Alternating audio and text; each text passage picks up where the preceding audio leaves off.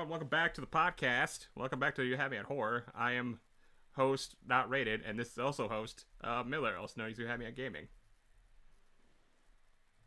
As he's picking his nose again. You gotta warn me about these things. One of Also, these days, people are gonna find out that I picked my nose. yeah, exactly. And if you don't want that, Hi. right? I don't actually pick my nose when cameras are on. I reserve that for when I know no one's looking. In fact, I'm so paranoid about someone catching me, I don't even pick my nose while I'm looking at my phone because I don't want my FBI agent to know that I picked my nose. But yeah, But yeah, I'm Miller. Hi. yeah. Do you want to introduce yourself? Like, say where you're from, or Twitch stuff, or whatever.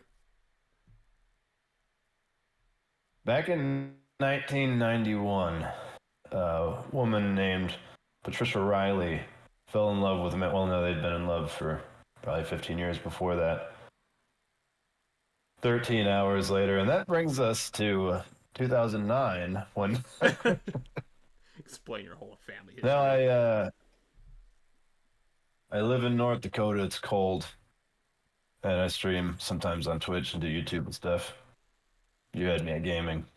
Look me up. I'm handsome. Yeah, look at him. He knows. Anyway, welcome to the Return to House, No, House on Haunted Hill podcast or episode.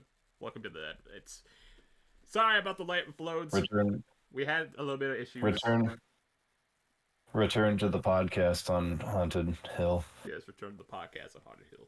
Whoa. It's a good movie. I actually kind of enjoyed it. You hyped me up for it being terrible. I actually kind of enjoyed it. It might be But I just love me shitty being movies. nitpicky though, because I was just like the CGI stuff looked pretty bad and some of that. Yeah. Yeah. Well, I think I gained respect for it when you told me that it was made in 2006 because I only had just heard about it like last year. So I thought it was like a brand new movie. So when I first started watching it, I was like, this is awful. You know, thinking it was like a 2022 release movie or 2023. And when you said 2006, I was like, oh, not bad. How easily I forgive something. They're like, oh no, it's old. Oh, good for them. But That yes, guy ran a 12-minute mile. Oh, that's terrible. But he's 80. Good for him. yeah, good for him. Yeah. It's kind of my thought towards movies. Anyway, sorry, I keep interrupting. Go ahead. So yeah, we're talking about Return to House on Hill. It came out in Behind me. Okay, for real though, I'm doing this time. Alright. But yeah, we're talking about Return to House on Hill today. I don't know if the bonus episode will be up, but we do have a bonus episode planned for this week if it's not up already. If you guys haven't seen that one, check it out. It's Cherry and I, and we talk about Lake Mungo. So if you guys like that movie, check that out. But this one, we're going to talk about this movie. Yeah, like I said, it got released in 2006. Straight to DVD, which is always not a really good sign for most movies. But they got released straight to DVD. And it's directed by Victor Garcia. He directed this movie. Great director. He also did Lake Placid. Yep, he did 30 Days of Night, Blood Trail, Arctic Predator. He directed Mirrors 2 and then Hellraiser Revelations. I didn't realize he actually did other stuff. I was just outright He did lying do when Lake I said Placid. he also You did were Lake being Placid. serious. I was like, what? I don't see Lake Placid on the filmography. What? I like pretending like I know what I'm talking about. So I say a stupid white lie that no one cares enough to try and disprove. So everyone's just like, oh, okay, cool. But yeah, this guy has directed a bunch of horror movies. I don't think Hellraiser Revelations did that well. I think. I don't think No, it that was terrible. That was my least favorite Hellraiser. Well, wait, was that the newest one? It's from 2011. Oh, never mind. The most recent one was my least favorite. But yes, He's directing it. It also stars a couple people. Jeffrey Combs back in this one. He's in this one more, I think, in the first one. And then we also got Amanda Rigetti. She's Uh, the main girl. Spaghetti ate too much spaghetti and now she regretty. Also, fun fact about her: she was in, let's see, in the Friday the 13th remake as Whitney. What? Yeah, yeah, she was in Friday the 13th remake as Whitney Miller. That was their name in the movie. Sorry, my dog's drinking. And for people who don't know who that is, it was the girl that got kidnapped by Jason. She played her.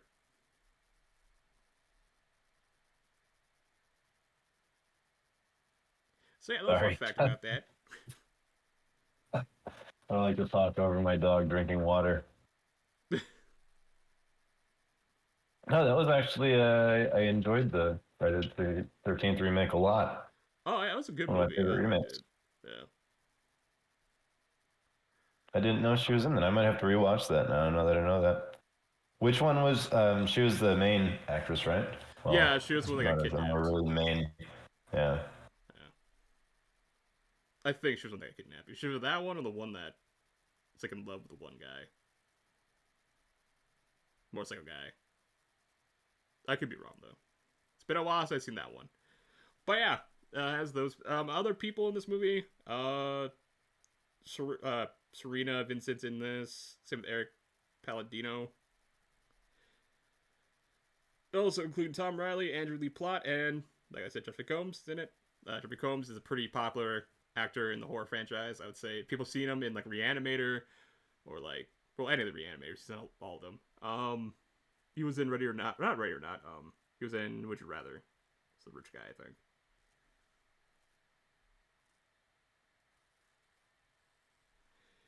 Fun fact. Fun fact. Would You Rather has one of the only covers or cases or posters or whatever that is hard for me to look at. Yeah, because it's the eye with the razor blade. Yeah, the razor blade going to the eye. Like I can't look at it for more than like half a second. I know exactly what movie it is just from looking at that, and I'm like, oh no. Yeah, it's so gross. Which I also mentioned this movie. We watched the rated version of it, which is 75 minutes long, but the unrated one's only 81, so it's only like a 2 minute difference. Which I feel like it's a little inappropriate for us to be watching the rated version of it. yeah, right, right. But I looked up the differences of the rated unrated one, and pretty much all it is just it's more gore and more nudity, and that's it. Which is, yeah, I don't think we're missing out on much. Maybe for you, I was really hoping for more boobs. There's a lot of boobs in this movie. There's a lot of boobs. Yeah, I don't really know how you get more in it without it becoming a pornography at that point. Pretty much, yeah. And also another thing I like to mention too. Apparently, when this came out on DVD, it was like a choose your own adventure type thing that they made. That apparently the script that Jeffrey Combs said when the script that did not contain the navigational branching scenes, and the director admitted that the script changes did not arrive till the start of the principal photography. So pretty much, the actors didn't know that it was going to be like a branching type thing until like way down the line, which is shitty. I'll admit that it's pretty shitty, but I mean that's Hollywood, I guess.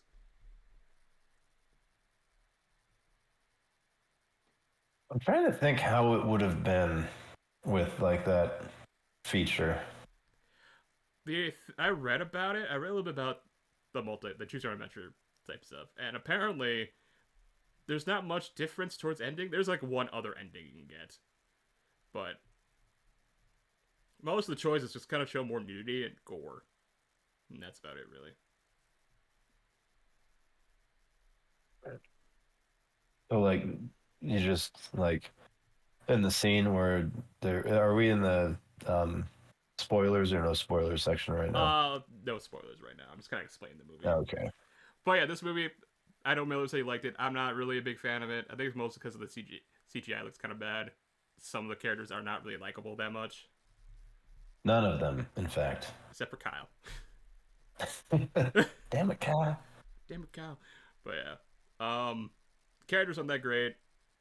I didn't really like any of the characters, even like the main girl. I just didn't like her. She kind of felt like a well, I wouldn't say a nobody, but like I just didn't really care really. Like the really nobody character is one of the girls. 'Cause there's like three of them. Pretty much all of them. All of the characters, not all of the girls. Yeah, every character, Like- I'd say. I kind of like. I was rooting for the house in this movie. Also, I guess another fun fact. So Jeffrey Combs did agree to come back to this, but Ali Larter from the first movie did not. She turned down the role. Which I actually have the article right here why she turned it down. Let me see this real quick. Well, because she made $2.5 million doing the first movie, she didn't have to do another movie. Yeah, She got to totally. retire. Yeah, exactly. All right, well, the site's not loading, but yeah, apparently she turned down the role. Which, by the way, I like to mention too. I'm giving information off of Wikipedia, so take it as you will. If it's true, then it's true. If it's not, then goddamn. Well, actually, she and you can prove this if you look it up on Wikipedia in about 10 minutes. She turned down the role because she did not have big enough boobies, and they required her to get plastic surgery. And enter. Yep, that's official. Check it in about 5 minutes when it updates. Okay, I'll check that. I'll check that.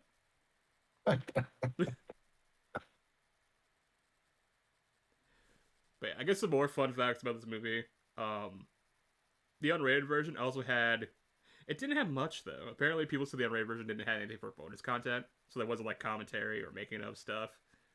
But it did include four deleted scenes and a music video by Mushroomhead song "Simple Survival," which I don't know. Mushroomhead? Yeah. Oh. I heard of them. Yeah, they're featured in the film soundtrack. And about 20 minutes of in-character interviews with leads, which recaps the film's plot and provides a bit of backstory. Okay. Could you imagine a movie that did that poorly?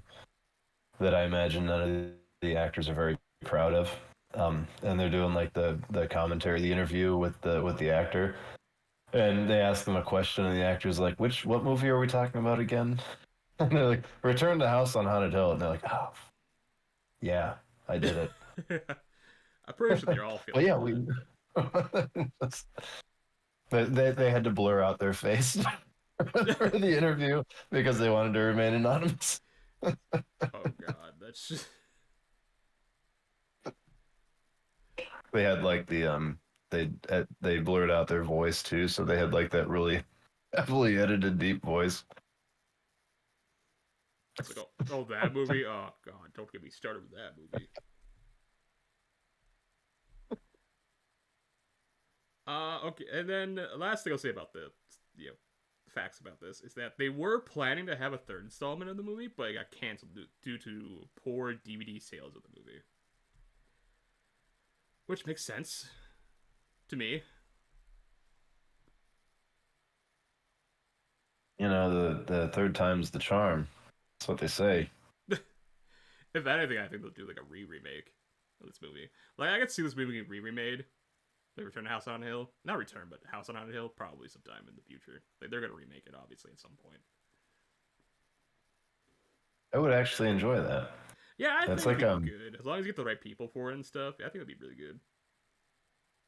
Kind of like if you think about House on Haunted Hill, it's almost like a Wish.com 13 Ghosts. You were saying all the actors look like Witch.com versions of other I actors. do.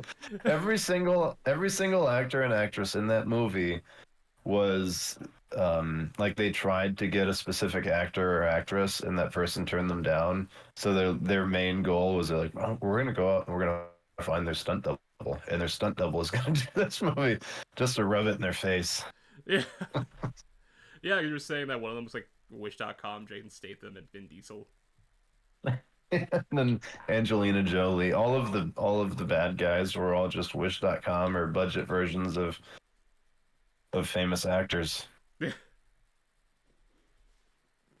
And which then Kurt Cobain. yeah, yeah. Which, by the way, I like to mention this too before we get to the review part. Make sure you guys like the video. If you like it, if this video, let's say, gets 10 likes, Miller and I will do something. Then we talked about a couple things, but I don't know what we want to do. It's a surprise. Miller has a surprise if it gets 10 likes. But yeah, make sure you guys like the video. So, because I know last episode it didn't get that many likes. So, if you guys do enjoy I it, liked it. yeah, Miller liked it. But yeah, if you guys I actually, like the content and want to see more of it, please make sure you just like the video and leave a comment. makes me feel good about myself. Yeah. And if people get tired of me saying that, because I'll probably be saying them a lot through most of the podcasts, don't blame me, blame YouTube. Anyway. Oh, YouTube. Oh, I mean, yay, YouTube. Yeah, YouTube. So anyway, I guess spoiler-free review of it. I didn't like it because of how bad the CGI is and how like nothing the characters were. But I could see how like some people would enjoy this movie. I also didn't like the fact that there's a lot of nudity in this movie, and some of it was probably not needed.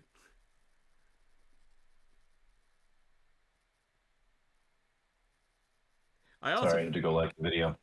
oh thanks. But yeah, I feel like all the characters are like nothing characters. I don't feel like anything's really explained that well. And then that's about it really. Like the CGI is bad, characters are kind of bland, and nothing really is explained. So I don't know if you felt the same about that. I know you said you liked it, but I don't know if you agree with any of those points.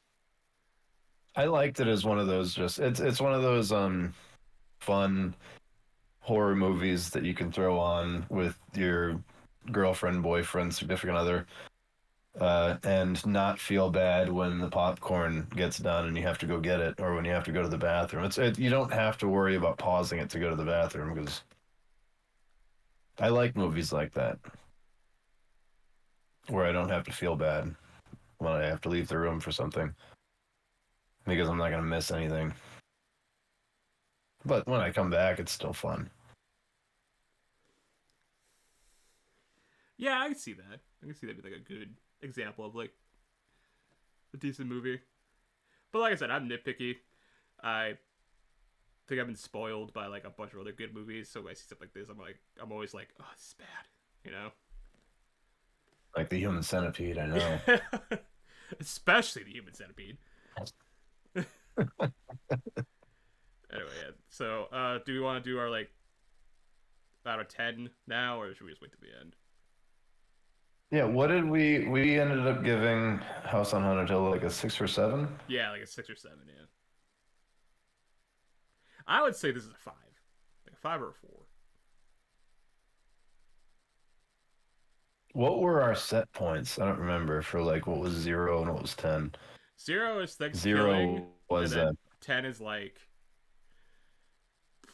what's like a really good horror movie? I guess House on Haunted or House on Haunted Hill. That's 10.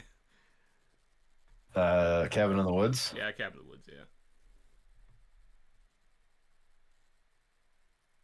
That was a perfect movie. it was. Yeah, and I can't wait to do the episode on that, which is gonna happen. That can be our bonus for 10 likes. Shh, don't tell anybody. If we give it 10 likes, we'll do Cabin in the Woods. There's one guy out there who just unliked this video after getting to that point because he's like, I don't like that movie. So he unliked God. it. Hey, can you And we're not gonna be like? forever stuck at 9 likes. Don't worry, I'll just like We'll the both video. make new accounts.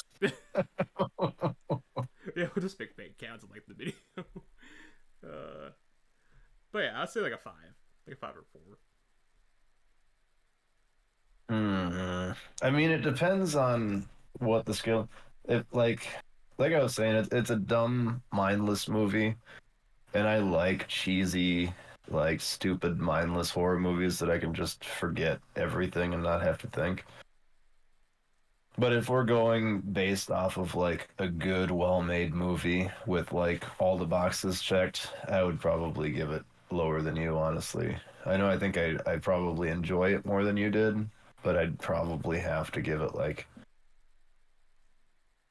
a 4 or lower because it's the acting is terrible, the story is terrible, the character development is terrible. Like the only thing that wasn't terrible was the shock factor and the I don't know what's the right word I'm looking for. Just like for entertainment alone, for something that I can just sit down and watch, I enjoyed it. But as far as it being a good movie, I'm with you on that. Yeah, But I I'd mean, probably give it real low. yeah, I'd say it's worse than House on a Hill. Because House on a Hill, I think, was a fun movie. It's a fun '90s movie you can watch. Where this one, it was made 2006 or released 2006, and I think around that time, horror movies were also kind of not doing that well. Yeah. Yeah, It was it the acting I'd say is the worst part about it. yeah. The character development also is the worst part too, because there's a lot Yeah. of scenes like stuff happens, and you're like, oh, okay, and then that's kind of it, really. Yeah, you really want to have a character that people are rooting for, and this movie just didn't have a single one besides the doctor Yeah, the and doctor. the Yeah, house in general. yeah. Best actor, The House. Never broke character the whole time. No, I never broke character. Just did what it did. He's a method actor, though, that house. Oh yeah, he's a troublemaker. That House. Recently at TMC, The House was caught doing cocaine with 2 whores. I don't know where Scandalous. to. Or That's why hookers, that I house is guess. never in any other movies again. Yeah, he's run down. It's, it's like those child actors that grow up to be nobodies. like, like, who's that kid from The Little Vampire and Don't remember. Stuart Little?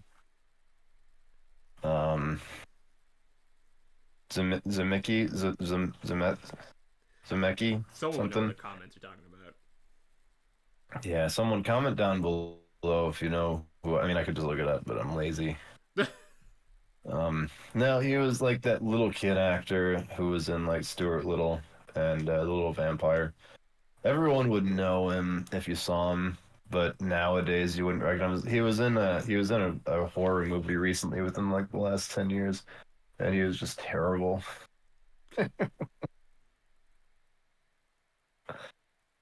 Well, can you post when you're editing, can you post a picture of him? Yeah, I can do that. Yeah, Like overlay a picture of him yeah, I can put so a everyone knows picture. who we're talking about? Yeah, I'll do that definitely. Probably not if I remember, which I probably will because I'm watching the footage anyway. So, Jonathan Lipnicki. okay. Funny enough, it came back to me before I actually officially looked it up. Like I typed in Stuart Little, and as I was scrolling down to the actors, his name came to me. uh, well, anyway, let's get talking to the spoiler section. So, if you guys haven't seen this movie, watch it if you want. It doesn't matter to me. I mean, I guess watch it. Yeah, I would say if you're gonna watch a podcast talking about it, watch the movie. Or not. I'm not your boss. So, I am though. yeah, he is. He'll know. He'll know if you haven't watched it or not. Jordan. You know who you are. spoiler section. Yeah, let's get into it. So pretty much it starts off in like a very fancy house, and this house is pretty fancy. I would say it's not like on par with like Paranormal Activity house fancy, but it's pretty fancy. Yeah, and it's not on a hill Nah, or haunted. Well, it might be on a hill, and it might be haunted, but it's not the house on Haunted Hill, if that's what you're wondering. yeah, it's not the house. But it could be. Could be both. Could be haunted. Could be infested with like termites. Raccoons. The raccoons. The raccoons are back, but they're angry. You thought they were gone. They're back. But no, this scene we get introduced to the sister. An alarm clock. The alarm clock, yeah, that's it goes up at 5, which I think it's 5 in the morning. I think, which I'm like, there's no way it's that bright out at 5 in the morning. Get out of here with that. I was thinking the same thing. I didn't want to say anything though because you might have been like, well, technically in this part of the country it's bright that early, but I don't know. But yeah, so her name's Ariel Wolf. She's the sister of Sarah Wolf, which I don't think we learned Sarah's name in the first movie.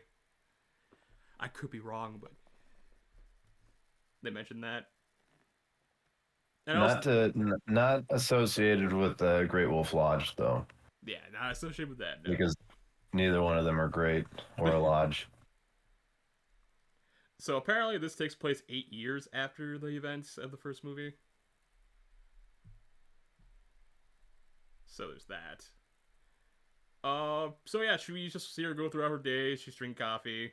She looks at her phone, realizes she has like 10 missed calls from Sarah because she's ignoring her because she thinks she's crazy after the events, which she kind of is, but we don't really go into that because we just follow her for a bit. She goes to her job. She works at a magazine place, which I don't know what kind of topics this magazine place has. I think it's like a Playboy type thing. At least they mentioned it, like the bad guy does later. Yeah, well, he said he only read it for the articles, so we can confirm that there are words in the magazine. Yeah. Thus, I would not be interested because I cannot read.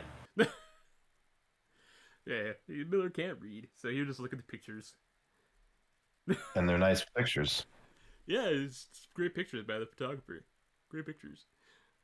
But yeah, she goes to work. She's a very busy lady. She's super busy. She works like 18 hours a day, sleep for 6 hours, blah, blah. And then she gets her job, stuff's going down. And then we meet her friend that turns to boyfriend later, who's taking pictures of women in like swimsuits. Yeah, their relationship kind of advanced real fast. Yeah, like, it did real fast, yeah. She went from thinking he was gay to a few hours later risking her life to save him. Yeah, I mean, they did I guess she was in love. Yeah, they kissed twice, so. That's usually when I know I'm in love. If I go in for a second kiss, then I know it's real love. Exactly, yeah. And I would risk my life for them.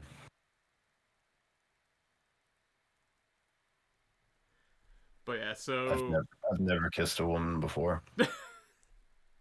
Facts on the podcast with Miller. Did you know if you give a bear a stool, it'll stop attacking? Saved my life. Give a bear a stool? Yeah. Will he stand on top of it like at a circus? Yeah, exactly. Because they're all trained like that. Anyway, so yeah, we're at her job. She's talking to this one dude. He's taking pictures. I forgot his name. I don't remember his name. If he had one.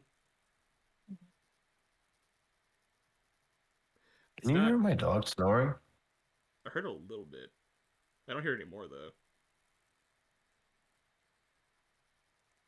Sorry, I can't think of his name either. Oh, it's Paul. His name's Paul. So Ariel and Paul, they're friends. He's taking pictures of women.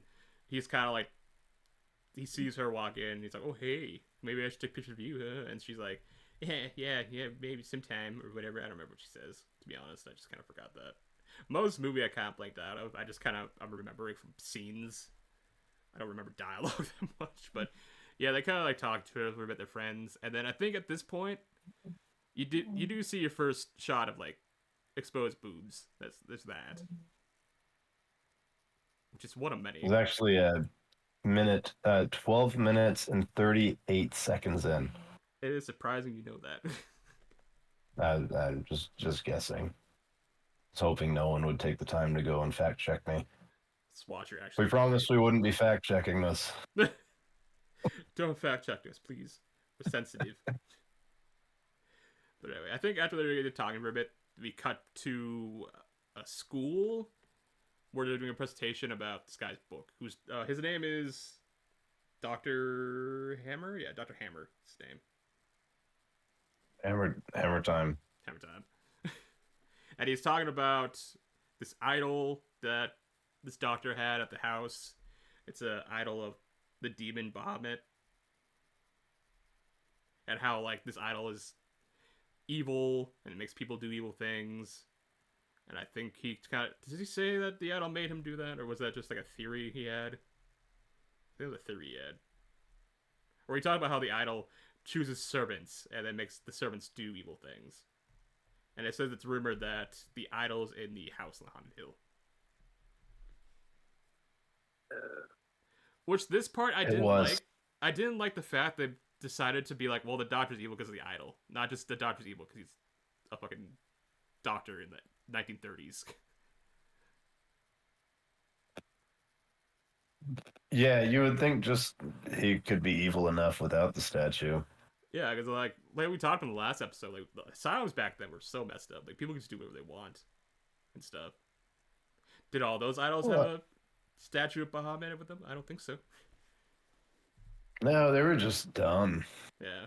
I don't even think it was like evil or a lack of morals. It was just stupidity. They're The guy who made the lobotomy, I don't think was even a doctor. He just did it.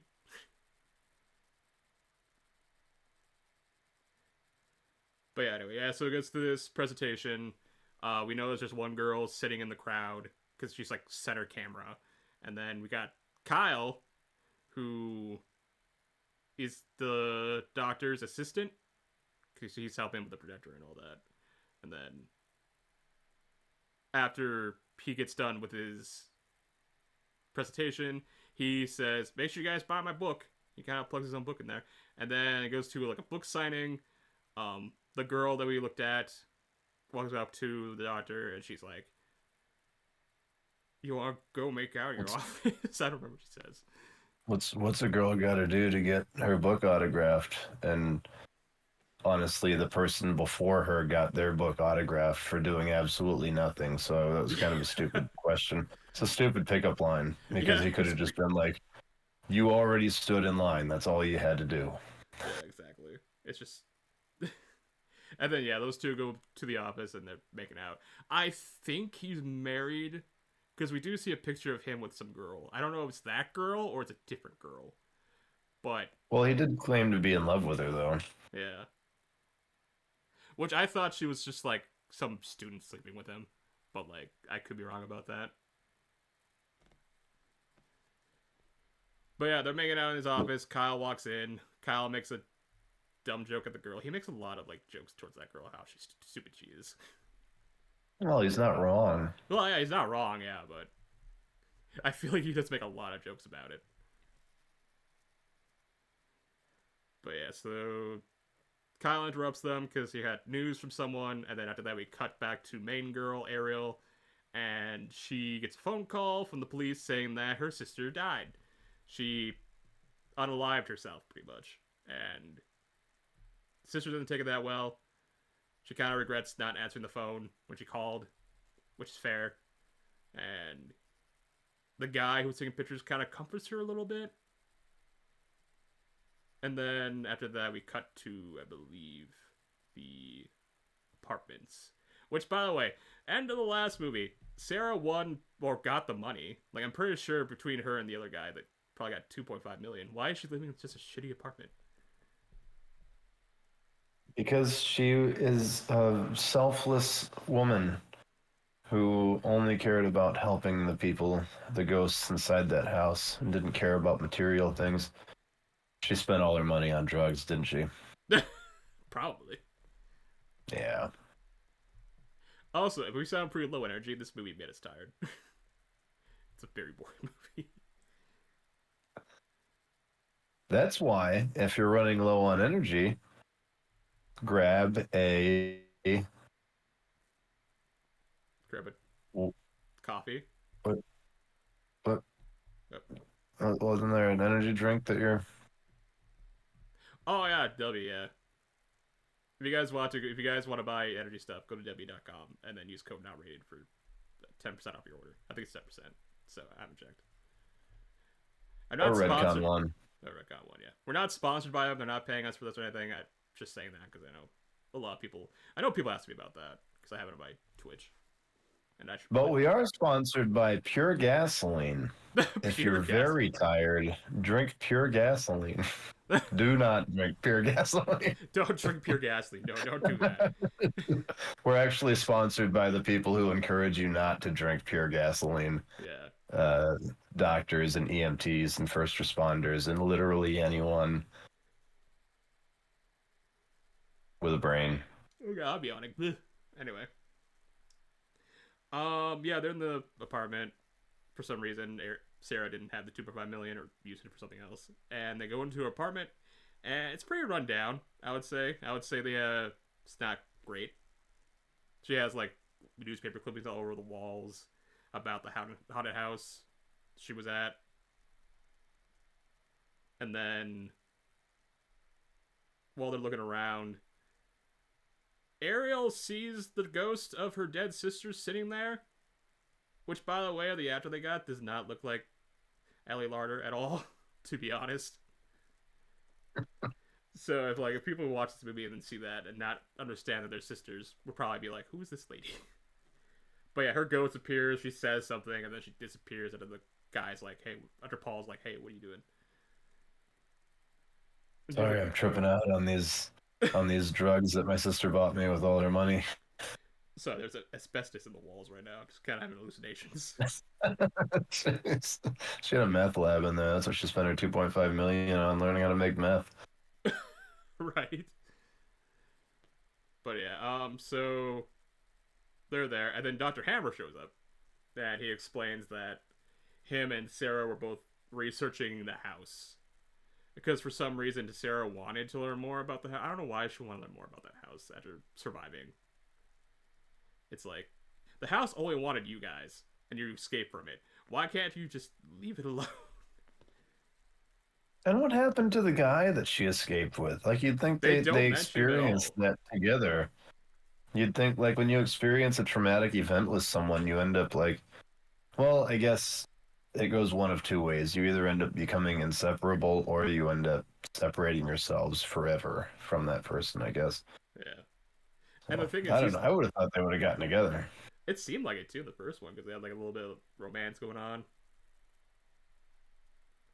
But yeah, that guy who survived the first one, not mentioned at all in this movie. They do not mention him at all. It's only Sarah, not the other dude. Well, that's because he took his $2.5 million and bought half of a yacht. Oh yeah, And he spends half of the day sunbathing because $5 million gets you a yacht and sunbathing all day. So 2.5 would only get you half of that. Horror movie logic. oh yeah. But yeah, Dr. Hammer shows up, explains that Sarah's been helping him research the house. He's looking for a journal because somehow Sarah apparently had the journal of the doctor, and when she escaped, which does not make sense because the fact that in the first movie she did not have a journal, like at all. Like I don't understand that. But I mean, she did read a journal, but she didn't take it. Like She that. remembered everything. She remembered everything. She wrote it all down in an old journal too. Yeah, that's how that works. Yeah.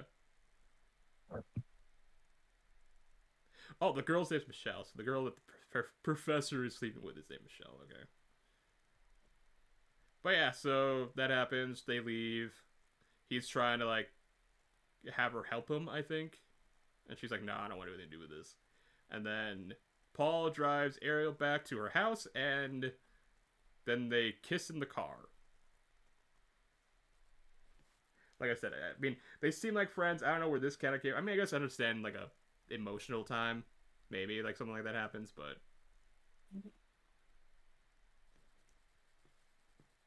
like I feel like the romance kind of got rushed a little bit. Yeah, considering, well, like I said earlier, that there was literally a line where I'm guessing maybe she liked him. I don't remember what the exact line was, but she said something about like her friend at work was her coworker was said something about the photographer, and she said, "Oh, I thought all photographers were gay." So I wonder if maybe she already had a thing for him. I don't know. It doesn't really go into like you said, there's no character development or anything. So we don't know the backgrounds of any of this. Like maybe they already had a thing, or maybe they already liked each other. Probably. We don't know because they don't really explain backstory. They're just kind of like, here's these characters. But yeah, he drops her off. She goes inside, grabs a package from her mailbox. He sees that there's a car coming up, so he's like, who's that? And then we cut back to her in her house. She has a package. She opens it up, and it's from Sarah, and it's the journal that Sarah had this entire time. Throughout the entire first movie, she had that journal. Why didn't she mail it to her sister? I guess to make sure the bad guys didn't get it. Well, I mean, that's like, I don't know if, well, to me, United States Postal Service are the bad guys. Sorry, I have a friend who is a postmaster, and I give him shit all the time. So that would be like handing it to the bad guys.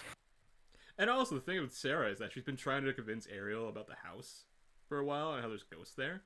I don't understand that. Why are you trying to convince your sister that there's ghosts in the house? It's like all those phone calls when she tried to call her, she was gonna be like, "Do not go to that house," and Ariel was like, "Good, I wasn't planning on it." Yeah, And she was like, right? "Good, don't." And she's like, "I was never planning on going to the house. Good, don't go in there." I wasn't going to. Don't go to the house. Like, I'm not going to. Don't go to the house.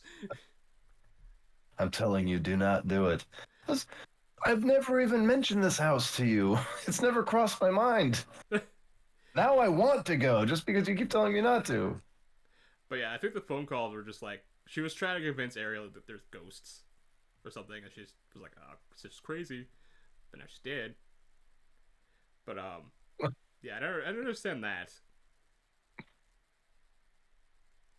It's like, I understand if the sister's, like, worried about the other sister, because she's kind of, like, in a rundown place with, like, with newspaper articles over the wall and stuff like that. But I don't understand why Sarah was trying to, like, convince her that there's ghosts. Or the house or whatever. I don't know why she's trying to get her involved, but, you know, whatever, I guess. The background story for this does not make sense at all. So yeah, next scene is that, yeah, she gets a journal, and then there's a knock on the door. She thinks it's Paul, but nope, it's actually the bad guys. The bad guys show up. Main bad guys. Not the U.S. Postal Service, the movie bad guys, Movie not bad the real guys, life yeah. bad guys. And you can tell The the movie bad bad guys guys. because they're dressed in all black. Yeah, Yeah. and they just look like it. Yeah, they look like it too, yeah. Yeah, they couldn't hire like. You always have to have bad guys look like bad guys, even though in real life they don't look like bad guys. No. They're just, Movies, they have to. yeah, exactly. Main bad guy's name, or the leader, I guess, is a art dealer named Desmond Niles. Got a And, bad guy name too. yeah, Desmond. Every Never name. trusted Desmond. Never trust Desmond at all. Actually, I only know one Desmond, and he was a friend of mine, so I should take that back. All but one. But yeah, so him and his posse break in. They kind of like have Paul and Ariel at gunpoint at her house, which I think you mentioned it, where like Well, Paul has a gun pointed to his head, and then he tries to struggle, and then another guy pulls another gun out and pointing at his head, and it's like, it's like this guy's struggling. I don't know if one bullet to the head is going to do the trick. Her boyfriend, whatever, Paul, tried to warn her before like as she was opening the door. oh yeah, he was like, Ariel, don't open the door. Yeah, like you'd think he would have yelled sooner, but he waited until the door was like already in the process of being opened before yelling. Yeah, Yell it's before the door starts to open. Like I would have been yelling the entire time as we're going up to the door. yeah, especially like if there's people Don't nearby, open the like door, don't open the door, don't open the door. don't open the door. I Why wouldn't are we? wait till the doors wait till the door's halfway open and be like, don't open the door. Yeah, it just Why couldn't you have told me 5 seconds sooner? your door. You have a thick door. I was yelling, you just couldn't hear it until the door was cracked. Uh, It's another problem with a, this a, movie. a flashback of her talking to the people building the or doing renovations on the house, and she's like, I want the entire house soundproof. So I can't hear anything outside from inside. God, that would just be so much money though. Be like, well, my sister's funding the house. my, my sister keeps standing outside screaming about ghosts and houses. I need this place soundproof. But yeah, so Desmond, bad guy, he talks about how he's looking at this journal and how he wants to find the statue of Baphomet, and mentions the fact that Sarah's unaliving wasn't because of her. He killed her and then made it look like that, which makes her mad. Kind of yells at him. Then gets a gun pointed at her, and then he's like, "You're gonna come with us because we can't. I can't explain two unalivings in a family because that'll look weird." So they take them with them to the house. Well, actually, it wouldn't look that weird. In fact, I would think it would look relatively normal. If two siblings are close and one unalives themselves, it's not incredibly unlikely for the other to do the same out of grief. I could see that, yeah, but I guess he didn't want to any loose ends. Even though, like, he is willing to kill her in the house. They should have. It would have been a much shorter movie. And honestly, I don't think anyone would have been upset who watched the movie. I guess also the reason why he's taking them with him is that because so they can't call the cops or anything. Oh, yeah, he does Yeah. mention that. Speaking of that, how did he happen to know the exact night to show up? Like she got the journal like 10 minutes or well within a few minutes of them showing up. She got the journal in the mail. Maybe He must just have had his horse on the inside with the United States Postal Service. yeah, just the post service working with him. You wouldn't believe how the post service would react by getting $5 million.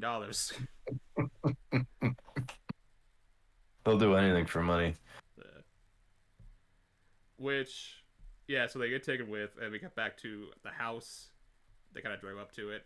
Although I think we start inside the house because Dr. Hammer, Kyle, and Michelle are in there, and they're kind of like looking around for the idol. Yeah, they got there first. So by rules, if they're there first, you claim everything you find. It's a rule right there. Yeah, you know what? They can have everything in that house. I don't want anything in that house. Right, it's just bad stuff in that house. A lot of bad stuff, and a lot of raccoon droppings. A lot of raccoon droppings. Those bastards. Squirrely little bastards. Freaking raccoons, man. Also, continuity for this movie about if you see anything in the house in the second movie that happened in the first one. Not really a lot of stuff you see besides like the broken glass.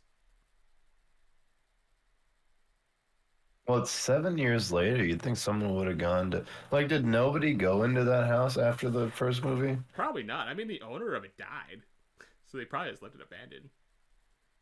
Well, was he the owner?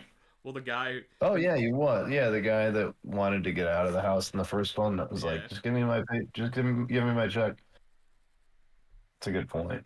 yeah, No, obviously, no one cared about him. No one went looking for him. Well, no, the cleaner was supposed to show up in the morning. You'd think the yeah. wasn't Imagine there that. wasn't there a cleaner that was supposed to show up the next day because he's like, we just have to survive until morning when the cleaner gets here. Yeah, and even And then, like, what would that do? The door's still shut. Unless there's like like, the cleaner showed up. The cleaner showed up for work in the morning and was like, hello, I'm here to clean. Well, I guess I got the day off. probably what happened. Although I He guess went it's and got unemployment. uh, or maybe like the cleaner realized that the two people are on top of the building and they just kind of like helped in some way. I have no idea. It's a lot of plot holes. Oh yeah. Yeah, nothing's really. No, I have more questions after watching the sequel Yeah, it than I just had gives you before watching so the many sequel. questions that you're just like, why? But yeah, so Doctor Hammer, Kyle, and Michelle are there. Um, the lights turn on as soon as the bad guys pull up, and they're like, "Oh, what was that?" So they go up to like the main room, which then they see Ariel and the bad guys walk in. Doctor Hammer's like, "Ariel, what are you doing here?" And I'm like, "Do you not see the people with guns behind them? Do you just see Ariel and be like, what are you doing here?" But yeah, so the bad guys walk in. Desmond knows Doctor Hammer because they used to be colleagues, or he used to be a student of Doctor Hammer, but instead of going through school and working for museums, he decided to be a guy who steals things and sells it to people. As an art dealer, I guess his title is. So He's like the bad Indiana Jones. He's like yeah, Indiana Jones if he wore a backwards hat and a leather jacket instead of a suit jacket and a what kind of hat is that? It's not I almost said cowboy hat. What is? I don't remember. I think it's a fedora. I don't I don't know what those hats are called. I don't. I think it's a fedora. It looks like one. Comment down below what those kinds of hats are called. Just comment down below. Harrison Ford would know. He doesn't go anywhere without that hat. Yep, true fact. But yeah, anyway, so yeah, they meet up with each other. Now they're all kind of captured. We get a moment of betrayal where Michelle is revealed to be working with Desmond. Oh, shocker. We, I just find that so dumb. How it's like, oh, now Michelle's working with him, and I'm like, oh, wow. And she says that she would rather work on her tan than stay in school and teach Hmm? And kids. yeah, he Desmond reveals that he was offered $5 million for the statue, and she says, "I'm about to graduate, and would I rather spend my time teaching freshmen or working on my tan on a yacht?" And I had to break it to her that $5 million will not get you a yacht. Yeah, It will barely get you. I mean, you might be able to buy a yacht for $5 million, but after like 6 months of upkeep, you're gonna be broke. exactly. Yeah, just like her reason to betray them. I mean, it's weird because also they've been sleeping together. Like Desmond and Michelle have been sleeping together too. I guess because Dr. Hammer's like, why? We were in love, and then she's like, nah, I want money. He's like, no, I just wanted to pass my classes. Yeah, I'm too dumb to pass just through hard work. which yeah, we know she's not bright because they make Kyle makes so many stupid jokes about how she's dumb. About like they had like a machine that can detect like holes or empty spaces, and then he makes like a joke by putting it to her head and be like beep beep beep beep beep. Oh Oh wow, it yeah. sure does work. Do you think I could get through college easier if I sleep with my professors? I don't know, maybe. Should I ask? I mean, you could try, I guess. I don't know. It could work if they're okay with it, but if they're married, maybe no. I don't know. I mean, I thought he was married, but I think he was just in a relationship with that lady. I don't know. Which is weird because if he's a professor, is he a professor there? I don't know. I don't know this guy's backstory at all. They don't really have much backstory. The doctor? Yeah, the doctor. I'm assuming he's a professor. Yeah, so it's like if you're going out with someone who's a student, wouldn't that raise red flags?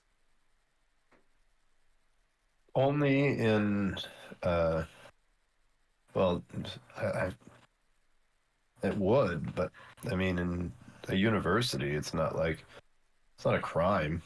Well, that's not a crime, yeah.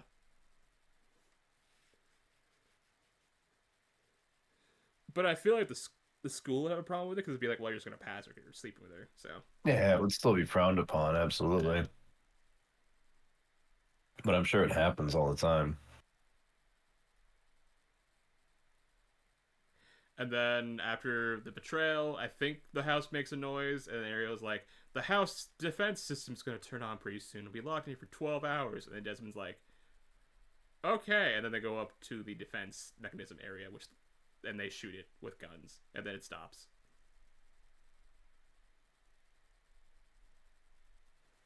I don't think that would work. I don't think so, unless there's like rope or whatever. They just shot at like two giant gears plus like a bunch of like metal tubing.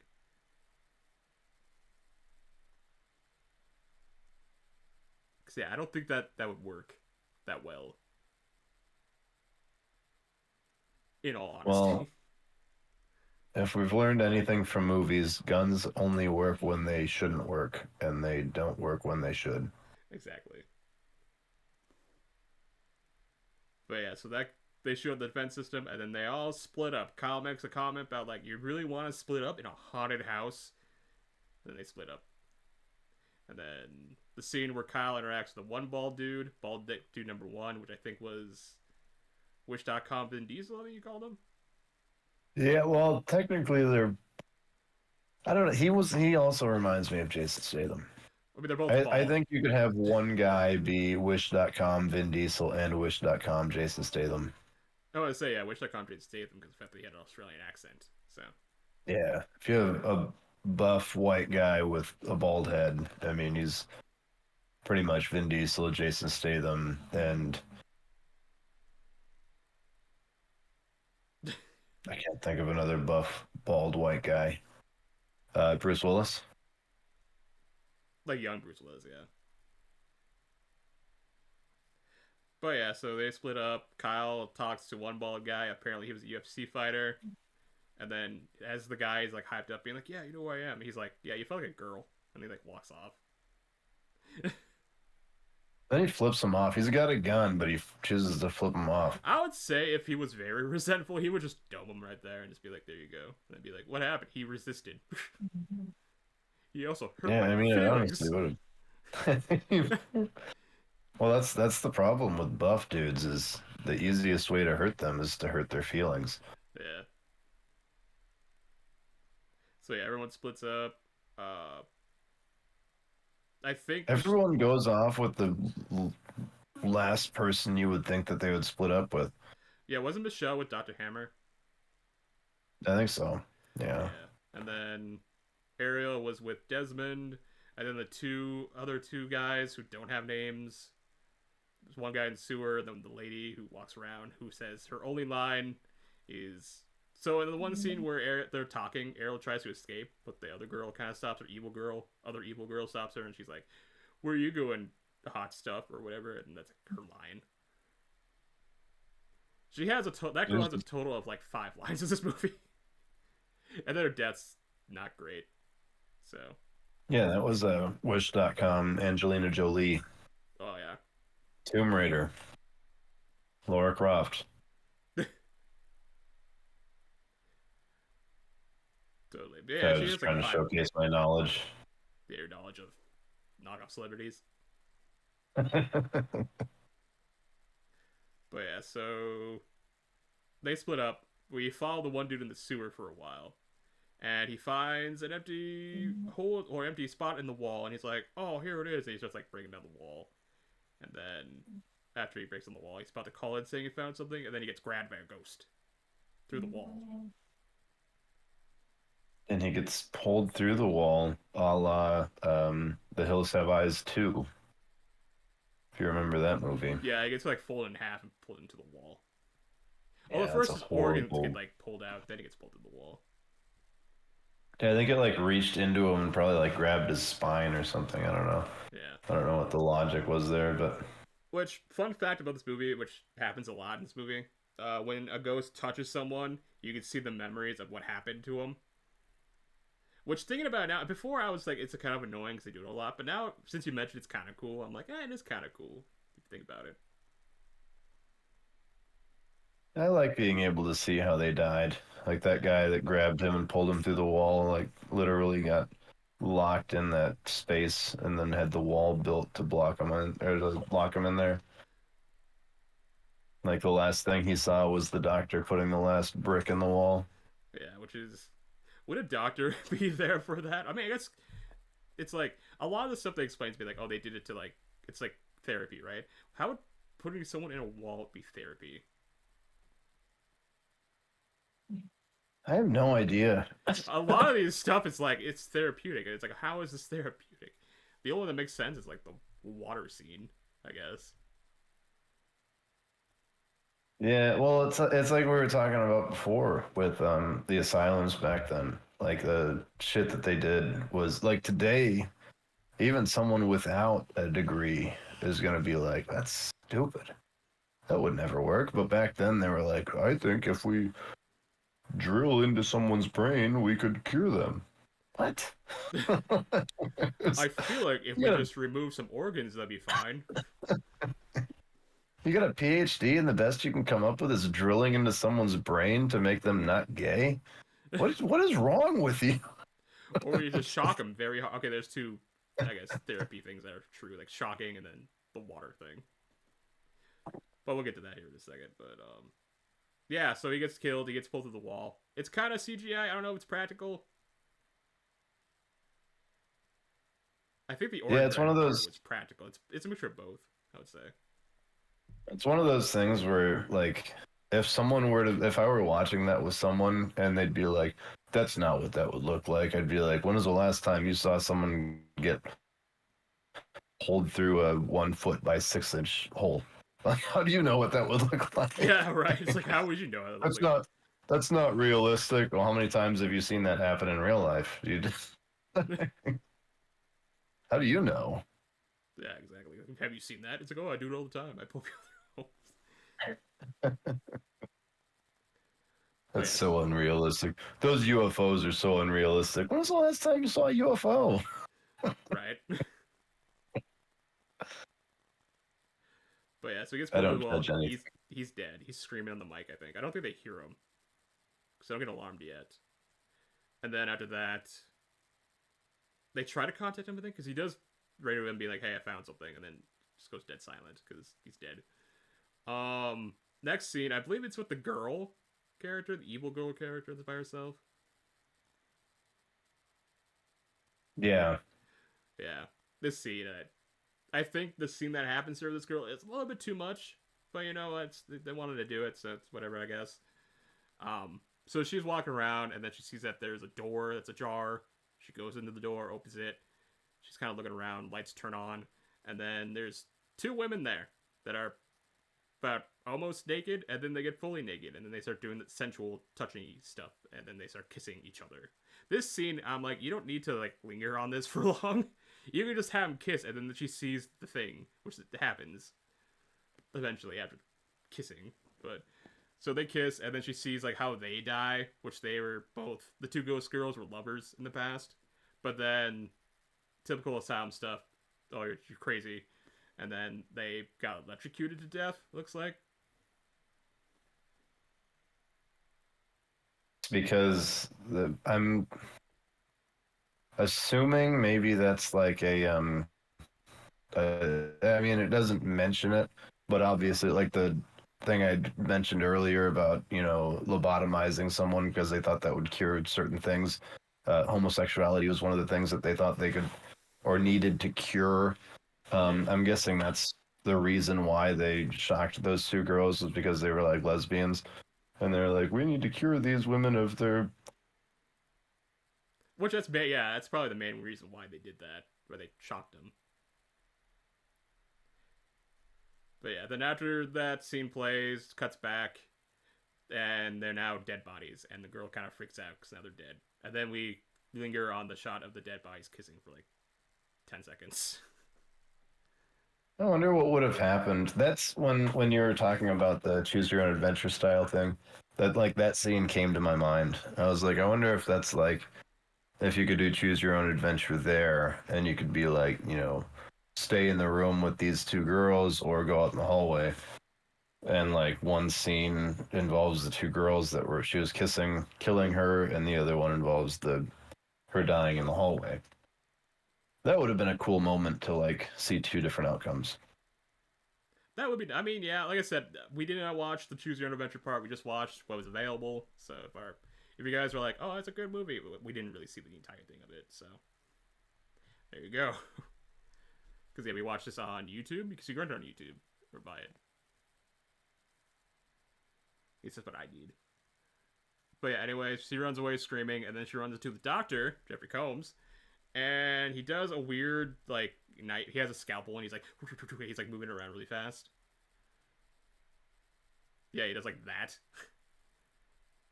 And then the girl's like standing there, like, and then her face starts sliding off in a very bad CGI way. And then the face falls to the ground, and then she falls to the ground, and the gun goes off. Which I'm like, that wouldn't kill a person. Cutting someone's face off like that would not kill him.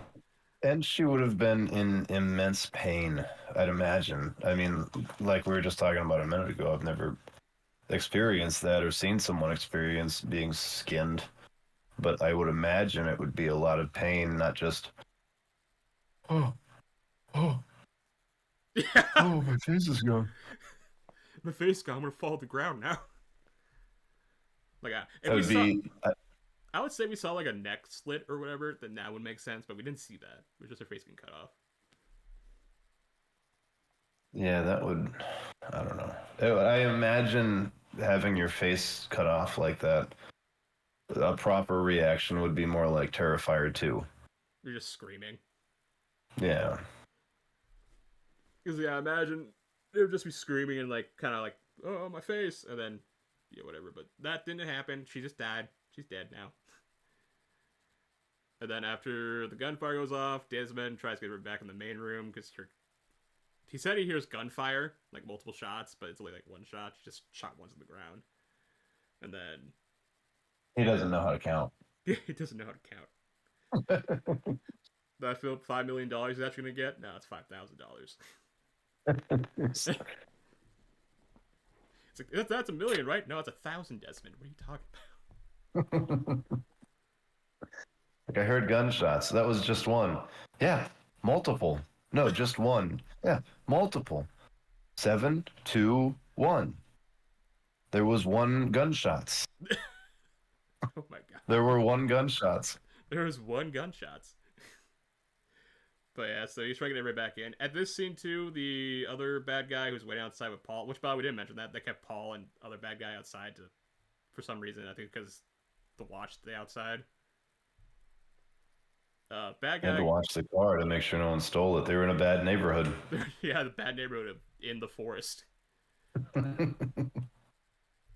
is one scene the raccoons get in the car and drive away. They steal the car. Yeah. No one knows why these raccoons do it, but they do. Oh, rascals. They have opposable thumbs, they can drive. But yeah, so bad guy's outside with Paul, gets ready to come in. They go in. They all get back. As they're about to get in the room, before they do, Kyle and the other bad guy gets in there. And then Kyle sees like a sheet move on a couch, and he's like, there's something over there. And the bad guy's like walking up to it. Pull the sheet off, there's nothing. And he's like, someone's, I don't remember what he says, but he's like, someone's scared or whatever. And then the sheets come to life and then start wrapping around his limbs. And then we cut back to see the ghosts kind of like pulling on it. They're trying to like pull his arms and legs off. Kyle tries to help, gets pushed back by the ghosts. And then we see this guy's one arm get ripped off. So we see a little bit of practical effects with the stump there. I think it's practical. I don't know if it is or not. And then he gets torn apart and he explodes into blood. It's like that old. There's a name for that. They used to do it back in the Wild West, I think, right? Or Where they tie earlier the than that? horses and they pull, yeah. Yeah, yeah. There's a name for that. I can't think of what it is right now. I don't remember the name of that. There is a name, I just don't remember what it is. Drawn and quartered. I think it's that. That might be. Try to-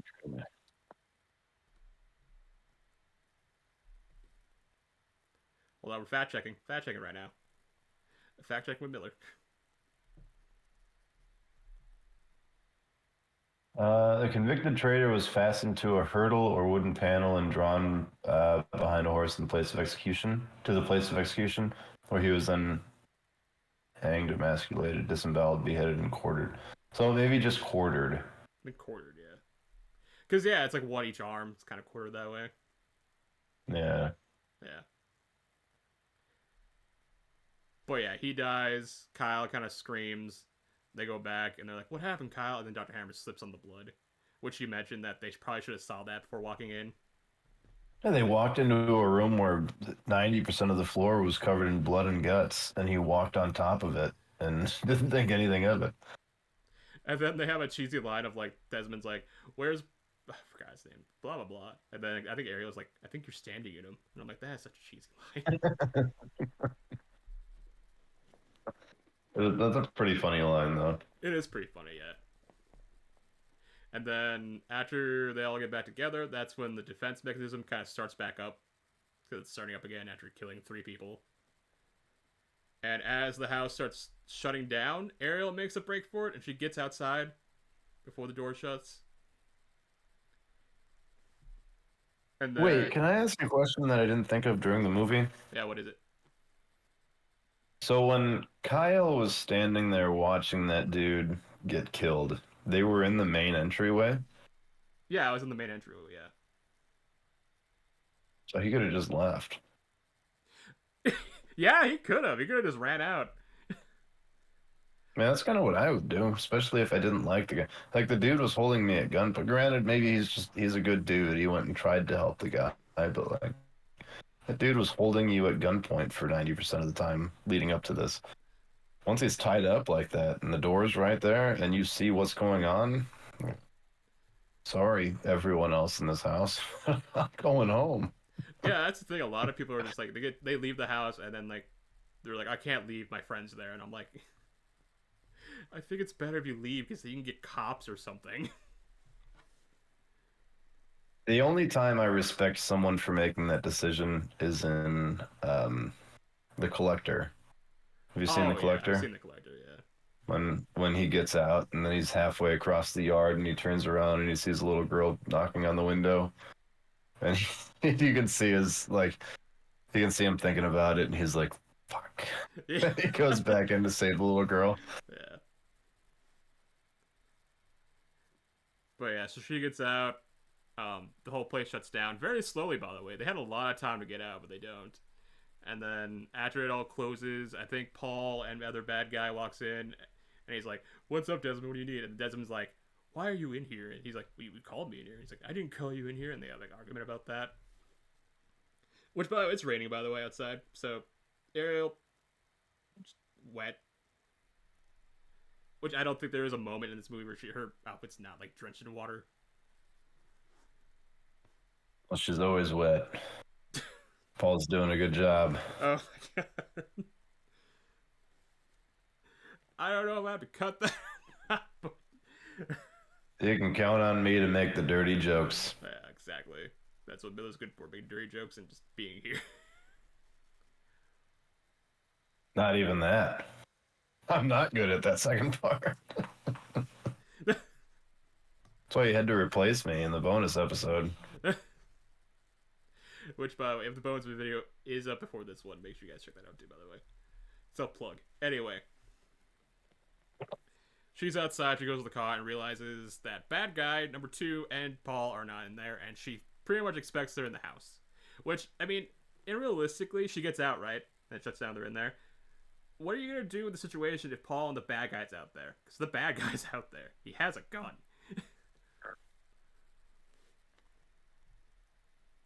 You know what she should have done, or what I would have done if I would have ran outside and saw that dude? Well, no, because the door closed behind her. Never mind. I was gonna be like, you go out there and you start screaming, "They need your help! They need your help! Desmond needs your help!" I mean, that could Because then probably that work even if the door dumb shut. brute would have been like, yeah, if the door hadn't shut, the dumb brute would have been like, "Oh, he needs my help! I gotta go help Desmond! I gotta go help my boss!" He runs in there, and then you and your boyfriend just leave. Yeah. But yeah, she gets out to the car, realizes they're gone, has a little cry moment, and then she stares at the house, and the house just reopens up the door. being like, And nobody inside thought to leave. yeah, no one saw it open and not first spots of leaving because the fact that they know once those things shut, it's locked down for 12 hours. Did it say, like, did it show them leave that room or were they still in the main They were entryway? still in the main entryway, yeah.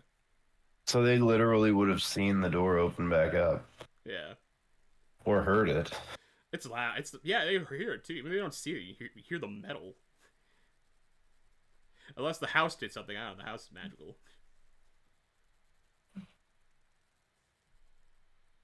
This movie made no sense. It made no sense at all.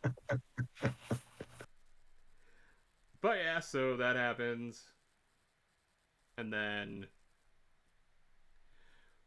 pretty much she grabs a gun. She has a gun now, one clip, because they keep a handgun in cases. They don't like one clip with it or magazine. I don't want to say anything. Well, in movies they call it clips. That's why I said it. Yeah, well, that's why I made that joke earlier. I'm like, I don't even know that much about firearms, but like when I watch a movie and I'm like, oh, come on now. Anyone who's seen a firearm knows that that's not how it works. These guys are just so like embedded in Hollywood that they've never seen a real live firearm before. But yeah, so she gets a gun. She goes back in, and they're like, "Oh, you returned," blah, blah, blah, or whatever. And I think Paul's in the room too now, and Paul's like, "Ariel," and they're like, "Oh, they have a moment," and then bad guy number two, bald guy, he goes somewhere because he hears something. He like walks down to someplace and then sees twitchy headed nurse. And it cuts there back to the main room. Where now there's only like some of them.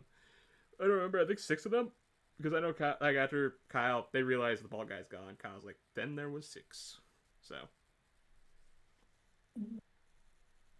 And the bald guy gets a haircut. he gets a haircut. But yeah, so the bald guy gets caught by the ghost, gets taken to the surgery table, and then he gets his head, top of his head cut open, and you see his brain. I think this is all practical. I think it looks like it.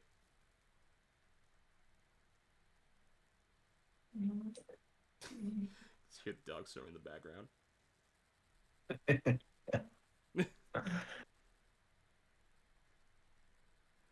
That is adorable. But yeah, so he dies. Doctor twists his brain out and pulls it out, pretty much. As he's like calmly saying, "No, please don't do this, no." He's awfully calm for a guy who just had the top half of his skull removed. Yeah. He was pretty calm about it. It was weird. But yeah, anyway, so he's dead now. I think this is when they have the gun standoff, where the Ariel's pulling a gun out and they're all pointing guns everywhere. Or at least Desmond and Michelle is. And then the other 2 people overpower both of them, I guess, and take the guns. So now they have Desmond and Michelle kind of hostage. And then they make a plan to find a way out, I think, right away. They don't learn about the destroying the idol yet till like later in the movie, but so yeah, they walk around. Oh, I forgot to mention. No, they do remember the idol. Yeah, I forgot to mention the part where Ariel and Desmond are like alone together, and then she goes into like a room, and there's a ghost there, and the ghost like shows her that they're innocent souls, I guess.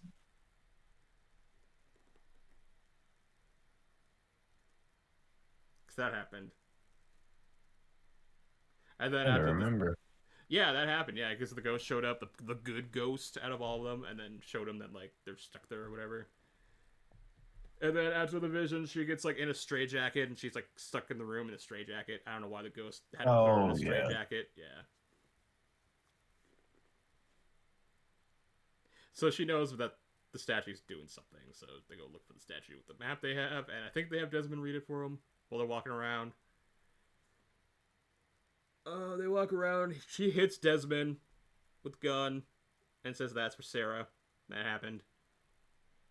And then he smirks at her. Yeah, he smirks at her. He's like, yes. My favorite thing, getting pistol whipped.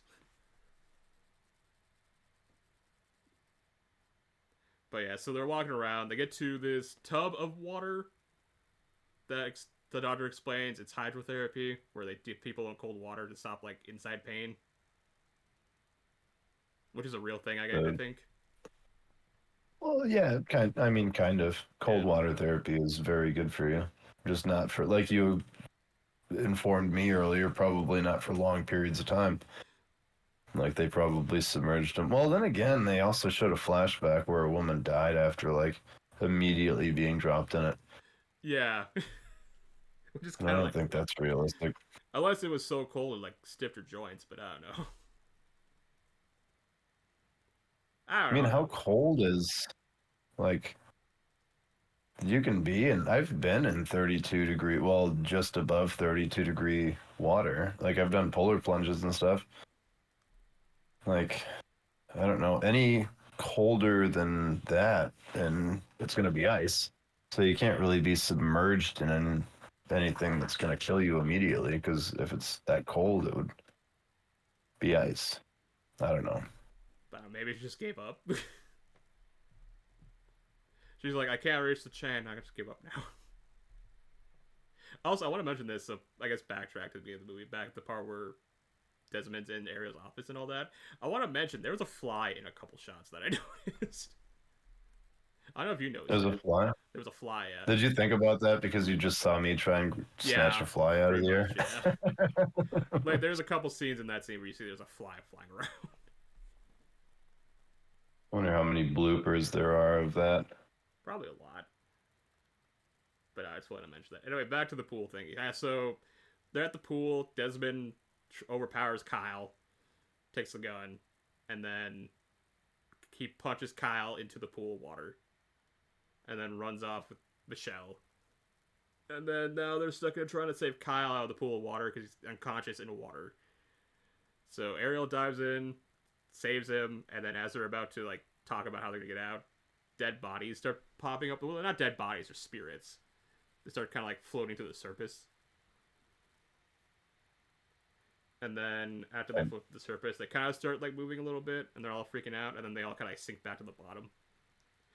And they're like, "Oh, we're safe." And then all of a sudden, the really messed up ghost pops up and like grabs Ariel, and that's where we saw the flashback of the girl being thrown in there.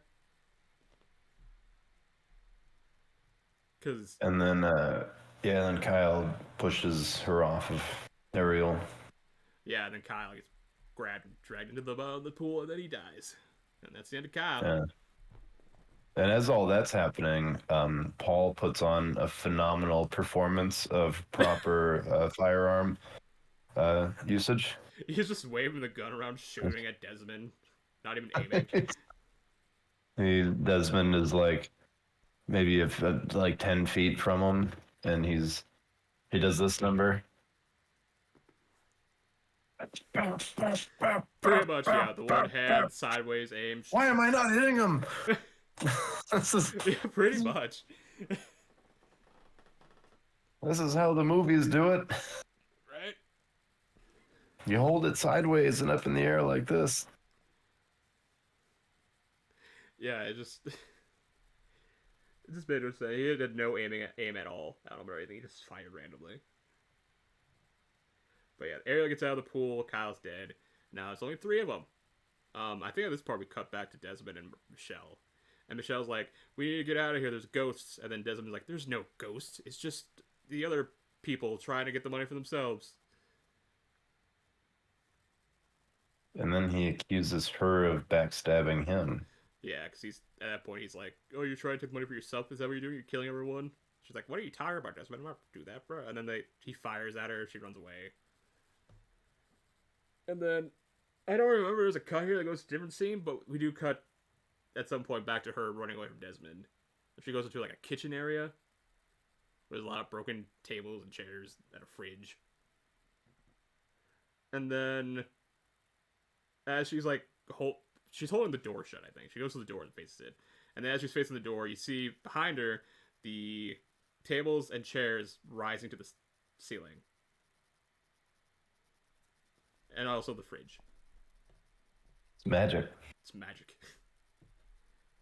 And then after that, she turns around and then she realizes, oh, they're all on the ceiling. And then all of a sudden, all the chairs and tables are falling one by one under the ground.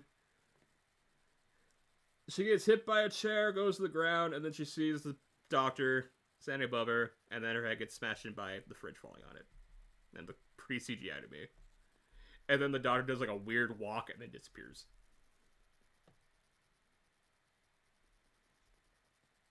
Job well done. Yeah, job well done. Another person. She also decided to, in that big of a room where all of the chairs have all been falling one by one from the ceiling down to the floor, she decides to stand under the one chair that hasn't fallen yet. Yeah, I was like, will you not pay attention to that? You realize stuff's falling. You probably want to stare and see where stuff is. So, wait for one of them to fall and then stand in that spot because there's not another one that's going to be falling in that spot. But, she's dumb. Also, gotta make I guess, foreshadowing, I guess, with the fact that. Okay, it's not foreshadowing, it's about that. Kyle's like, oh, you have an empty head, and then her head get crushed by a fridge. Never thought about that. Yeah. But no, Michelle's dead. Desmond is out by himself. We don't really see much Desmond until, like, towards the end part, where. I don't remember. They're walking around, and then a ghost grabs Ariel, and then she sees, like, a vision of the ghost people, and then the ghost people show her where the idol is, and she's like, we gotta go to the crematorium to get the idol. And then they go there, they find the crematorium tube thing, go into it, there's a secret tunnel, they go down into it, they find the room where the idol is, which the idol room is like covered in flesh. It's like a fleshy room. They say it's the heart of the building, so it was kind of disgusting. Yeah, it's pretty disgusting, to be honest. And then, like, during this scene, Dr. Hammer gets in a trance by the altar or statue thing. And they're all like, Dr. Hammer, get out of the way. We gotta destroy it. Dr. Hammer, get out of the way. Get out of the way. And then, like, Paul walks up to him and he, like, almost hits him, I guess. And he's like, sorry, I don't get over me. And he, like, walked away. And then Ariel decides to shoot the statue, which does nothing. It just bounces off the statue. Yeah, they're all lucky. They're in like a 10-foot by 10-foot circular room and like an entire magazine sent into the statue ricochets all over the room, and not a single one of them even panicked. Right, it's just like, you're so lucky those bullets didn't hit anybody. But yeah, so that happens. Which, but I forgot to mention this because this movie's so fucking boring. They do find a grate that leads to the sewers, and they try to, like, pull out the bars that are in the grate, but they couldn't do it. So she comes up with a plan being like, well, maybe if we get the statue outside of the house, the ghost will be fine. So they made up a plan being like, we take the statue, bring it to the grate where the sewer is, and we just throw it in there. That was the plan. So Paul and Ariel pull the statue out of the fleshy thing, and then the house starts kind of freaking out. I don't remember, the house was screaming or something. Mm-hmm. But the house reacts to it. That was kind of a risky decision that she made, because could you imagine if she was wrong?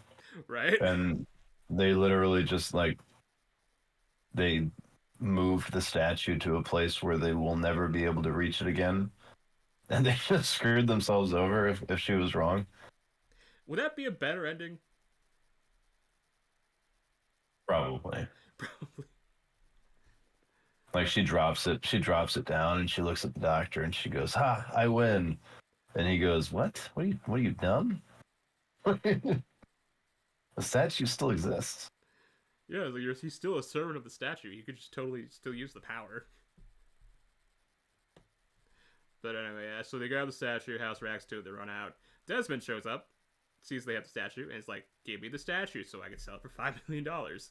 And then while they're talking, you see firemen kind of crawl out of the incinerate thing, so they're like crawling at him. And then they attack Desmond, which then we see a flashback of people who are coughing. I guess they're sick. That's probably why they burned them, because they were sick. That's something that hasn't changed. It's funny because it's current events, huh? But yeah, they're coughing, they're sick, and then they decided to burn the bodies alive because they were sick. Doctor's there. And then it returns back to Desmond in a incinerate thing, and then he gets burned to death. And it's very CGI fire and CGI burning. Does not look great. And then as they're trying to get out, more fire people show up. Paul stays behind to distract them while Dr. Hammer and Ariel go get rid of the statue. Paul retreats back into the incinerator and goes down the secret path, which you mentioned it would suck if that was not the right one. That would have been my luck. I would have been like trying to get to the secret passage and pick the wrong one. Right, and it's like, uh-oh. Just delivered himself to his death. Yeah, All the ghosts are outside, confused. Like, what? This guy just put himself in the guillotine. What is wrong with him? that would be funny. But yeah, he tracks him, goes in the tunnel and all that, and then he cut back to Ariel and Dr. Hammer. Ariel's about to throw the statue down into the sewer. Dr. Hammer stops her though, because Dr. Hammer's under the influence of the statue, and it's like, "That's my life's work. You can't just throw it in the sewer." And then they have like a tussle, I guess. They're like rustling around and stuff like that. And then the ghost starts showing up. The doctor's there, and while they were fighting, the ghosts were gonna go in, but the doctor's like, no, let them do it. And I'm like, dude, if I was an evil ghost, I would totally let the ghosts go in there and kill them both. Like, there's really no point in both of them living. Oh yeah, it's hubris, but like a stupid amount of hubris. Yeah, It just exactly. doesn't make any sense. Yeah, it's like, what are you? You could have just totally been like, okay, there you go. We just have the ghost killed. End of movie. It'd be like if someone had some kryptonite and they were walking towards Superman and like Superman's friend with no superpowers like started wrestling with the guy with the kryptonite and Superman's like, I could end this right now, but I'm gonna let my friend who has no superpowers save me. Right. But yeah, so pretty Why leave much, it up to chance? Just just fix the problem. right. But yeah, so they're wrestling. I think she throws Dr. Hammer to her wall. He hits his head. And then as she's about to throw the statue down the drain, the Doctor Ghost stops him, or stops her, throws her against the wall, and then Dr. Hammer's like, oh, I'm alright, they're not influencing me anymore. And then Dr. Hammer gets beat up by the ghost. He gets his head smashed into the wall, and then he gets thrown to another wall, and that kills him, so he's dead now. And while this is happening, Ariel kind of wakes up and grabs the idol, goes to the sewer drain. Doctor's standing right in front of her, and just tosses it down the sewer. I don't know if she has a one-liner here for that. I don't think so. I think he just like they just like make eye contact and then she does it. I Yeah. don't think there was a line. And we see the idol go Missed in. opportunity though. Yeah, missed opportunity. Yeah. Then we see the idol go into the sewer water, and then we see a very, very bad CGI shot of outside the building and the idol falling out of the sewer. I remember you and I saw that, and you were like, "Oh God." Here's um all right. I want to hear everyone's best suggestion or submission for a one-liner that she should have said before dropping the statue down the sewer in the comments below. Comment your best submission, and the best one will get a, a high five emoji as a comment reply. I mean, you can My submission is get flushed. get flushed. I think mine's just gonna be like a good old fashioned "fuck you" and then just toss it. Well, she said "fuck you" too to the house after she walked in, or before she walked in. Because as she walked in the house, she was like "fuck you too," and then she walked in.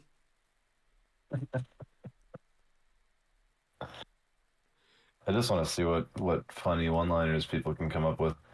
Yeah, put in the comments. See what one-liners would say in that situation where you throw an idol into a sewer grate, down into the sewers to get sent out of the building, stop people ghosts. Let us know. But yeah, so that happens. Then all the ghosts turn to normal, all good ghosts, and then they all kind of like pile up on the doctor. They all explode into ash. The ghosts that have been hunting Paul, they all turn to ash. And then main girl goes to the main hall area. Paul's there too, and she's like, "Oh, Paul," and they like hug, they kiss, and then they walk out. And then Ariel makes a comment being like, "I guess the house wanted us to get rid of that idol," and I was like, "What? Didn't the house try to stop you?" Yeah, that's what was confusing because it was like, was there just the one ghost that was like the good ghost? Yeah, it was the one ghost that was a good ghost, the rest were evil. Which I don't understand how that works, but okay, I guess. So was there any explanation as to who he was or why No, he he was just was? a random inmate that started the riot. They showed a cutscene of like the scene where the doctor gets like attacked and put on the table and cut up. Apparently, he was there and he started that. So instead of just Good for him. crazy people being crazy and killing people, no, it was just like they killed the doctor because he was evil, and that was the main reason why they did it. Instead of just typical asylum craziness. Yeah, it's kind of weird that the doctor was the one who was torturing them. So they all killed the doctor in real life, and then once they were ghosts, the doctor was in charge again. Yeah. Which, by the way, if you try to match this up with the first one, there's gonna be no connection at all. There's no shadow person in this one too. By the way, there's the shadow thing does not make an appearance in this movie. Yeah, and didn't the person in the comment section say something about the Yeah, so shadow we read the in the comments comment because section to this movie? yeah, I mean like they had a great effects in this movie, especially the darkness thing, and I was like, what darkness thing? It's not in this movie. It was only in the first one. Yeah, This person didn't even watch the second one. They made it like halfway through, and they're like, "This movie sucks. I'm just gonna leave a comment that makes it look like I watched it." yeah. And the thing is, even the first this movie, they don't explain that. Like the whole that room with the shadow thing in it, like that did not get explained at all in this movie, or even referenced. Do you think the person who made this movie like never watched the first one? They had to know something though. Never saw it. They were trying to find someone to. Nobody was willing to make this movie, and they were like, "Will somebody please make this movie?" And Rodriguez? What was his name? Let me look it up here. It is Victor Garcia. Garcia. Wow, now I sound racist as hell. Um, Victor Garcia was like, "What movie?" And they're like, "House on Haunted Hill," and he's like, "Never seen it." They're like, "Good enough. Will you make the movie then?" I mean, I've never seen the movie. I Well, think will you make it? this movie has a different writer though. This movie was written by William Massa, which he doesn't have a page. So the last one was written by a guy who wrote books. Probably because that was the first and only movie they let Richard Mazza write. Yeah, It's like he was like, I've always wanted to write a movie before. They're like, great, we found our writer. Then afterwards, they're like, that guy's never writing again. yeah. So yeah, I guess the writer will probably be at blame for that because they didn't really explain anything that happened in the first movie. I mean, they did talk about it with like the Sarah stuff, but yeah, that's nothing in this movie gets explained. And then yeah, that's where the movie ends. And then we get to the after credits scene of a couple on a beach starting to have sex. And then they find the idol on the beach, and they're like, "Oh, what's this? Oh, what is this?" And it cuts there. And Yeah, it doesn't make any sense at all. like I told you, that's sequel bait. And then they couldn't do a sequel because they didn't have the funds, or didn't make enough money for it. Which I don't know how they continue with that. Maybe more about I don't know. If they did make a sequel and had nothing to do with the house on Haunted Hill, it would probably do horrible. Like it would just not do it all because that house is iconic. You know, everybody knows that movie for that house. So What? How did that statue wash up on a beach? it dumped into Like, the ocean. right, but what kind of material would that statue have to have been made of to float? Good question. I don't know. Maybe magic. It's a magical idol, so I don't know. And it was buried Right. under sand too. Made no sense. Yeah. Unless that after credits scene was like, 1 million years later when erosion had eroded that mountain away and the house was gone and it turned into a beach. Right. Yeah, that's Return to House on a Hill, though. My God. I'm going to dock it one more point. I'm You're, going to say 4-3 now after talking about it. you're welcome, everyone. Now you don't have to watch it. Yeah.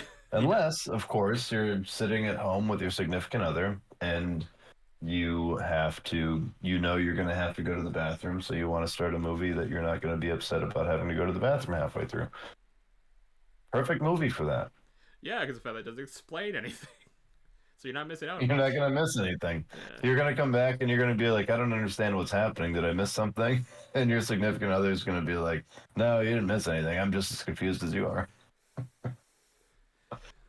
It's just, like I said, my problem with this movie is the fact that they didn't really talk about the first one. Yeah, Sarah's in it a little bit, but they don't really touch much on that. Besides, she went crazy and wanted to learn more about the house.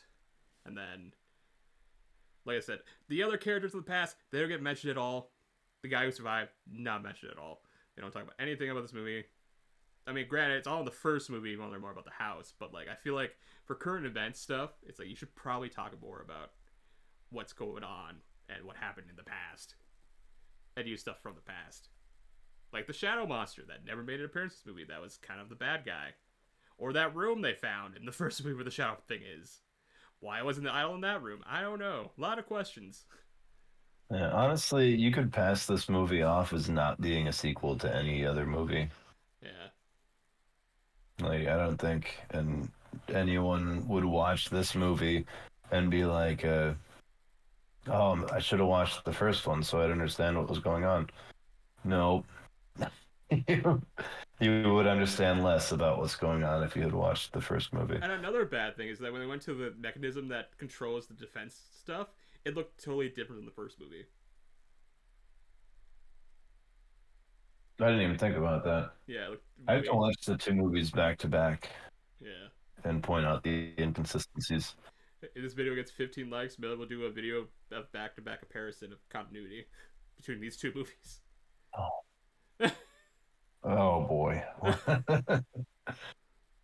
Okay, I will. If you get to 15.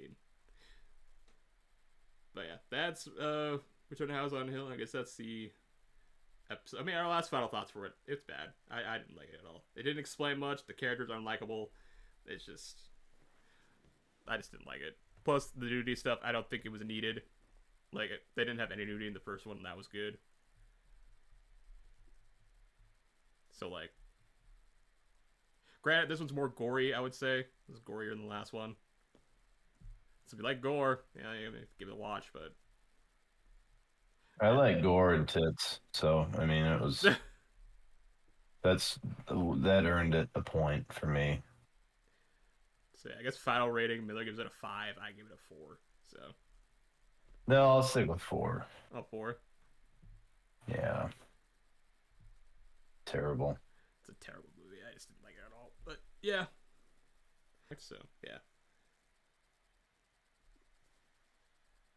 And also, because for the podcast too, we are gonna do like non-review stuff. Like we're planning on doing an episode where me and Miller just kind of like toss the ball about horror stuff. Maybe have a topic with it. So Talk about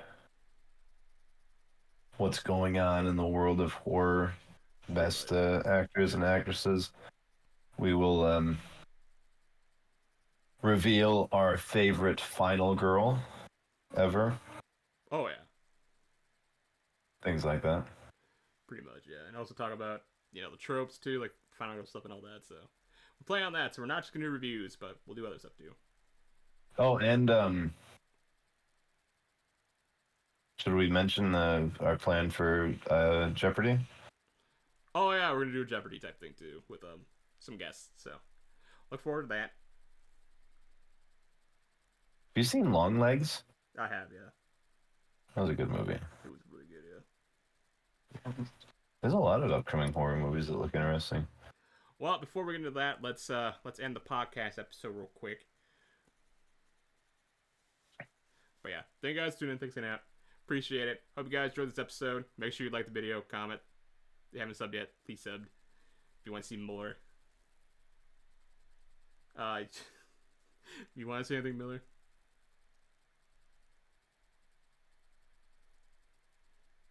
Bye. If you guys want to interact with us, we have our Twitch links in the description. If you guys want to look at that. And yeah, hope you all have a good spooky night. And yeah, we'll see you all in the next episode where we talk about In a Violent Nature. So everybody take care, and we will see you in the next one. What are you doing?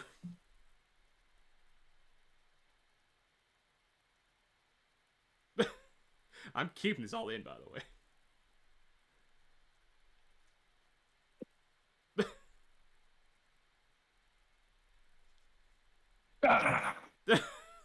Well, that didn't work out. It's too short. Okay, bye everyone.